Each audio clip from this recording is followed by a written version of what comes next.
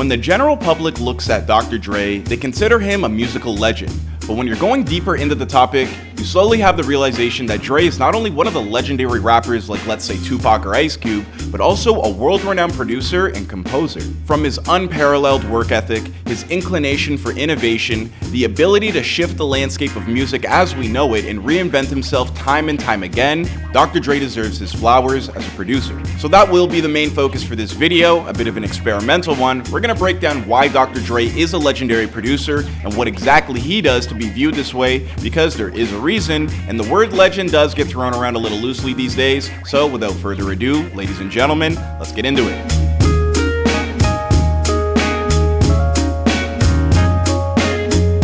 Now, the very first thing that I want to address and answer right away: why and how did Dre achieve this legend status? And how does one cultivate a reputation such as his? Now, there are many elements of Dre's career that you can pull from, but I would say that it came from two factors: Dre's dedication to his craft and his approach and creative process to production. Now, if you Google Dr. Dre, you'll see some photo shoots, some random photos with people, but I'd say about 90% of those photos you'll see of him in the studio, in front of a mixer, close to the mixer, touching the mixer, and of course behind the mixer. Hey, yo! And it's not surprising at all, because in the words of Dr. Dre himself, for his 27-year career, he's only been out of the studio for 2 whole weeks. The dedication that Dre has to his craft is unparalleled to anybody else. I mean, it truly is a Kobe Bryant Mamba mentality type approach. Dre refuses to let anybody outwork him. Even after his recent health scare from being placed in ICU for a brain aneurysm, the very first picture released since that incident was this. Safe to say, it's hard to keep Dr. Dre out of the studio. Listen, I don't care how many shooters he sends.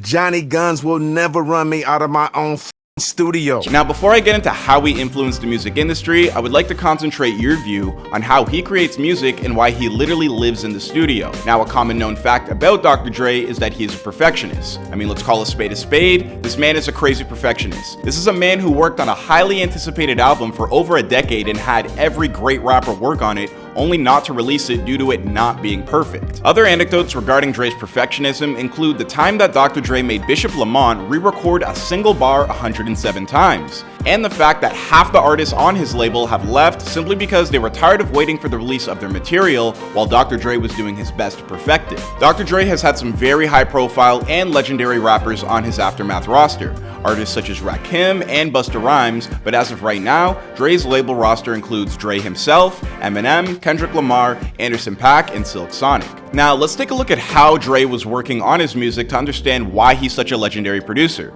From what I've noticed, when you listen to his albums from front to back, you can notice the transitions that Dre likes to use so much. If Dre is producing someone's album, he's always keeping his eye on how one song will transition to another.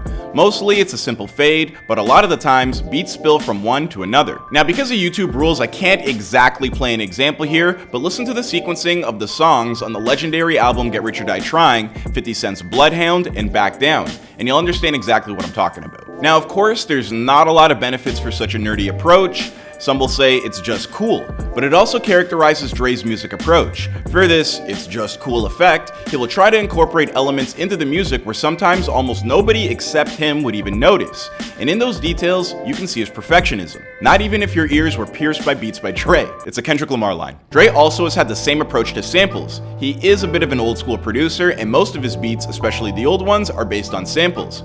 But it's not that simple with Dre. Most beat makers just cut out the sample from the songs, process them, and insert them into their production. But for Dre, if anything is simple, it's just not enough. So Dre, he'll cut the sample, he'll call his drummer, guitarist, pianist, and all together recreate this sample in Dre's style. A great example of this is the Next Episode by Dre and Snoop Dogg.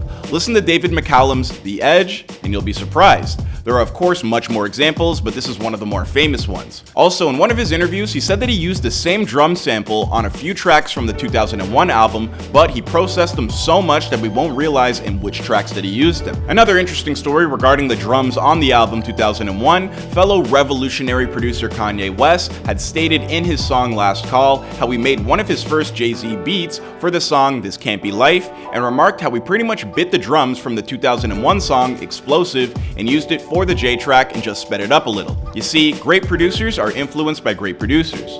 But Dre's production has one more distinctive feature, which comes from his perfectionism. He works with live instruments. Now, for hip-hop producers, this can be less common. I mean, even in Dre's NWA times, he was a typical producer that made his beats on a simple drum machine. But when NWA started to make waves in the industry, Dre invested his money in the studio and hired his music Galacticos. These people could create hits even without Dre's involvement, and they actually did. Scott Storch is one of them. He made not only one of Dre's most important beats in his career, I'm talking obviously about Still DRE, and also went on to have a pretty legendary career himself. This is also a very great example of where the distinction of a producer and beatmaker comes into play. Now, not to say that Scott Storch is just a beatmaker, but in this very specific scenario, someone may suggest that Scott Storch did all the work for the production on a song like Still DRE because he did the piano. But it was still Dr. Dre who had the presence of mind to get Scott to come up with this, as well as enlisting A-list writers like Jay-Z to write his verses. You see, Dre oversees the entire point A to B of a song and assigns specific people to handle specific elements of a track. That's how you get these amazing end results. I mean, it's just what great producers do. On the contrary, many have criticized Dre for this approach. Although even outside of music, many creators and innovators do the same. I mean, some might say it's a reach, but you could liken Dre to somebody like Steve Jobs. I mean, he didn't single-handedly create the iPhone, he had a team of people. Dr. Dre created a system that is not circling around him, and he found talented musicians, built a clear plan, and supervised the process.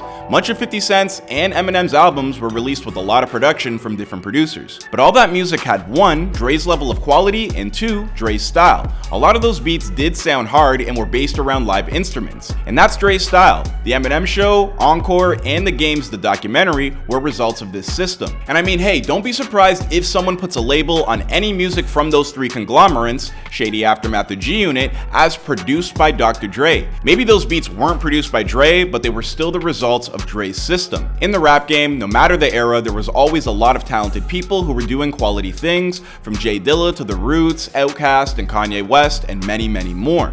But the artists that work with those producers often fit a traditional mold of what a rapper should be, look, and sound like. Dr. Dre, however, was an innovator and a trendsetter, and often looked for artists who broke the mold in a variety of ways. So maybe just think about it this way. He would find the best bassist, guitarist, drummer, pianist, and violinist, and many, many more musicians for 50 Cent to rap about getting shot 9 times and illustrate the gritty dynamics of being from the streets. I mean, there are stories of Dre crafting these beats where the drum patterns are literally made from the sound effects of a gun being loaded and shot, and nobody in the studio could figure out how to rap over it except for 50 Cent. This song being Get Rich or Die Trying's Heat, a beat that was actually intended for Rakim. Dre knew how to craft the soundscapes for certain artists based on their brand, which is why a shoot 'em up song like Heat is so amazing. Like, could you really imagine Rakim rapping over the Heat beat? I mean, apparently there is a version of it out there, and it sounds pretty good, so who knows. Now, you're probably looking at these pictures and wondering, these men are doing real business, probably even creating symphonies. It depends how you look at it, but Eminem is rapping about how he dismembers his wife. When did we do that? Yes, with those faces, they are creating art. Dr. Dre created such high quality music where the public wouldn't even imagine this quality in the first place. Dre is influential. He set this precedent until the end of the 90s, where everybody was creating funk-sounding rap with the same type of lyrics. I mean, that's how G-Funk was born. But in the 2000s, Dre decided to go further. If Dr. Dre's 90s main sound was gangster rap, then in the 2000s, he wouldn't stray too far away from that subject, but he made it sound like an orchestra. Dre, as a producer, perfectly understood his artists and understood what type of sound they needed. He also could not only create the sound, but give it to them. I think that was a bit of a redundant line I just said, but however brutal, serious, or dangerous sounding that 50 Cent was on Get Rich or Die Trying, the same you could say about an album like Doggy Style by Snoop Dogg. Completely different eras, same subject matter, and innovative music.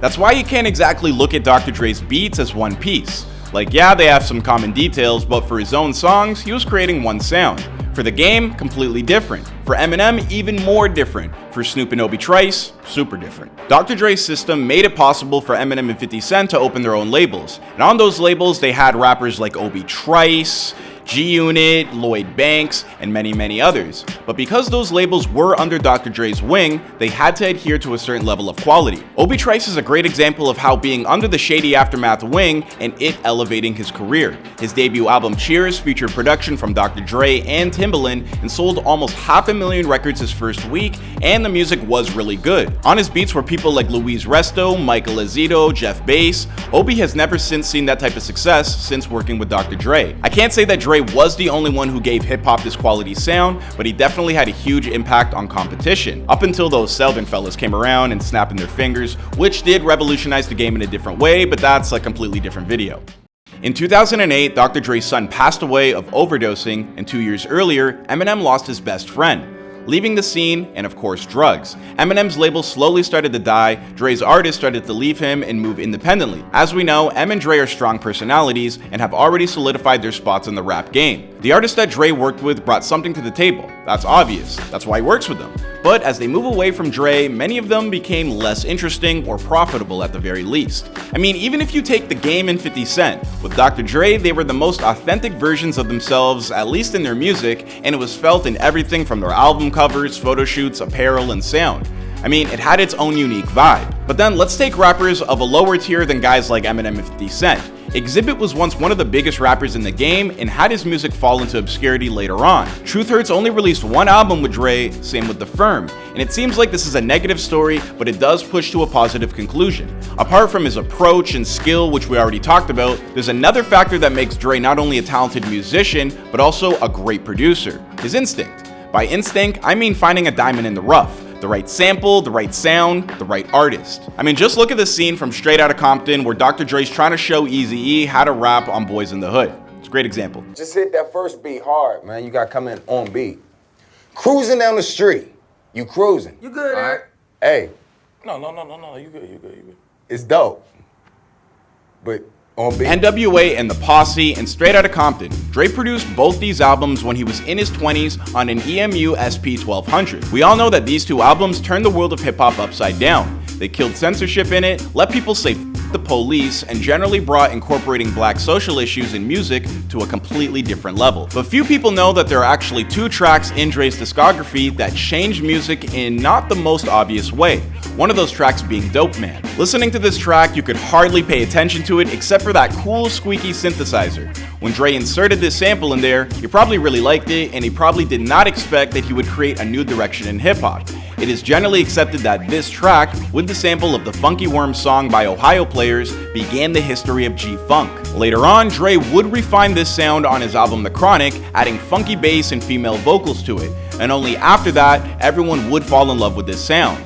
Tupac, Snoop Dogg, Warren G, Nate Dogg, Coolio were those who rapped on this sound. But if you still don't know any of them, you would still recognize G-Funk by those squeaky synthesizers. If you've ever played Grand Theft Auto San Andreas, the main theme is that example. Just when you think of West Coast, it's that sound, you know? The second sample that changed the world of music is of course a sample from Straight Outta Compton. If you listen to this beat carefully, you'll notice that the drum part is a very popular sample, but at the time, a relatively unknown song. Amen, brother from the Winstons. The fact is that today this drum sample is one of the most famous drum breaks in the entire world. They call it like that, the Amen break. Now, before I lose any of you, you might think this is boring, nerdy garbage for drummers, but you're deeply mistaken, because this literally haunts our adult life. I mean, Futurama's intro music, Slipknot, Eyeless of the Prodigy. If you were born in 2005, your brother's pulse is still beating to the rhythm of Amen Break. And just to blow your mind completely, the sample was used more than 5,000 times. But when Dre sampled it, there were less than 5,000 songs with it. There were only 10. And I think this tells us more about Dr. Dre's talent as a producer. And just to finish this circle, here are the artists that Dr. Dre introduced us to that left a huge legacy in the music industry. Snoop Dogg, Eminem, 50 Cent, Warren G, Kendrick Lamar, Eazy-E, The Game, Nate Dogg, some Tupac, some Busta Rhymes, Ice Cube, and Exhibit. Right now, he's working with guys like Kanye West and Anderson .Paak. He produced one of the best original soundtracks for the movie Straight Outta Compton, which is highly underappreciated. He also performed at the halftime show for the Super Bowl. So let's give Dr. Dre a huge thank you for the way that he has shifted the landscape of music and all of the great artists that he's given us over the years. I mean, it's truly hard to imagine what music would be like without him. Thank you everybody for watching. Please don't forget to like and subscribe. My name is Clyde Smith, and if you guys want to see more deep dives on legendary artists or any celebrity for that matter, let us know in the comment section down below, and I'll see you guys in another video. Damn!